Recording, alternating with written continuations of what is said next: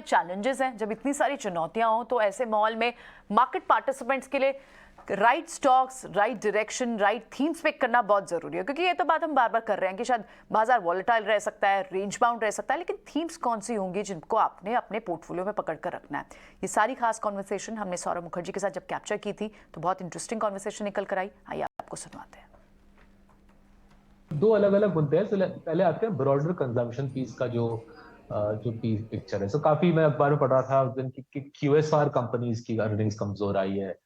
फिर कहीं और पढ़ रहा था कि ऑनलाइन कंजम्पशन इंडिया में वीकन हो गया है, right. But as I said, कोई मेरे को इसमें कोई इस ऐसे पॉइंट ऑफ व्यू में दम नहीं लगता, बिकॉज अगर हम थोड़ा सा शांति लगा के सोचें, डेल्टा वेव आया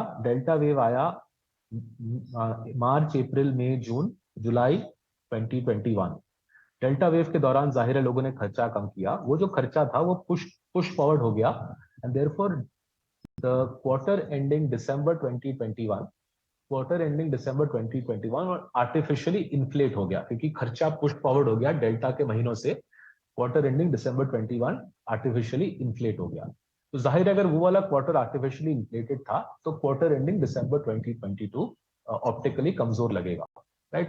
जीडीपी ग्रोथ भी लोग बोल रहे हैं 5% आएगा। मेरे को चिंताजनक चीज नहीं लगती, क्योंकि अगर एक प्रीसीडिंग ईयर का क्वार्टर आर्टिफिशियली जूस्ड अप है तो वाई नंबर कमजोर लगेगा। बट उससे उसका मतलब ये नहीं कि इंडियन कंज्यूमर ने अपना खर्चा तोड़ दिया है। कोई भी अगर रैशनल आंकड़े से देखे, कंजम्पशन इंडिया में अच्छी भाग रही है।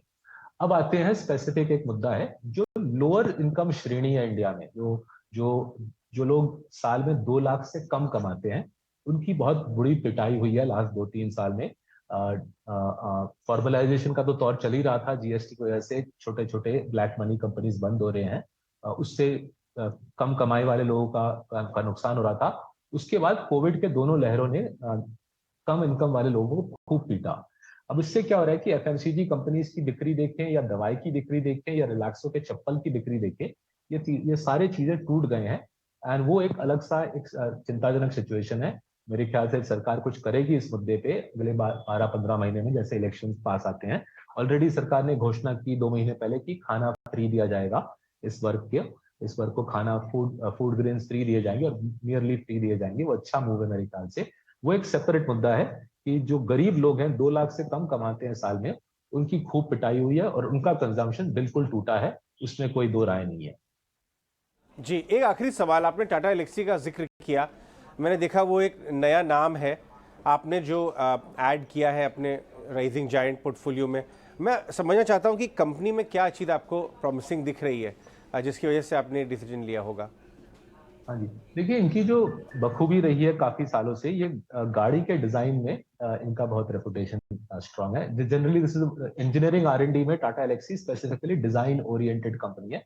डिजाइन में इसकी स्किल सेट बहुत स्ट्रांग है, इंजीनियरिंग डिजाइन में।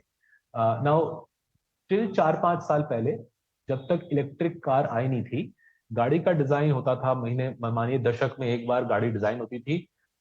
फिर वो गाड़ी 10 साल चलती थी, 10 साल बाद नया मॉडल आता था या गाड़ी का रिवैम्प किया जाता था। इलेक्ट्रिक व्हीकल के आने की वजह से गाड़ी का पूरा जो इंडस्ट्री है काफी हद तक फोन की तरह बन गया, आईफोन की तरह बन गया। जैसे आईफोन का सॉफ्टवेयर या किसी फोन का सॉफ्टवेयर, एंड्रॉइड भी हर 6 महीने सॉफ्टवेयर अपग्रेड आता है, उसी प्रकार से इलेक्ट्रिक व्हीकल का सॉफ्टवेयर का नया अपग्रेड आता है। मानिए बैटरी मैनेजमेंट सिस्टम इंप्रूव की जाती है, पावर मैनेजमेंट सिस्टम इंप्रूव की जाती है। तो सॉफ्टवेयर अपग्रेड के साइकिल से टाटा एलेक्सी का काम बढ़ गया। और साथ ही साथ जिस प्रकार से आईफोन का नया मॉडल हर साल आता है, इलेक्ट्रिक कार की मॉडल भी हर 16-18 महीने में नई मॉडल आ जाती है। पुराने जमाने में नए मॉडल आते आते 5-10 साल लग जाते थे। अब ईवी के जमाने में मॉडल अपग्रेड साइकिल और उसकी रफ्तार पिकअप हो चुकी है। और इन दोनों चीजों से टाटा एलेक्सी का एड्रेसेबल मार्केट हमारे ख्याल से काफी बड़ा हुआ है। जिस प्रकार से मैं गाड़ी का विवरण दे रहा हूँ, जिस प्रकार से गाड़ी की इंडस्ट्री बदल गई है, उसका इंजीनियरिंग डिजाइन साइकिल और रफ्तार से बढ़ रहा है, उसी प्रकार से मेडिकल डिवाइसेस का इंडस्ट्री बदल गया है। उसी प्रकार से जो आप ओटीटी प्रोग्राम्स के स्क्रीन देखते हैं, उनका भी पीछे का जो सॉफ्टवेयर है उसी रफ्तार से बदलता रहता है।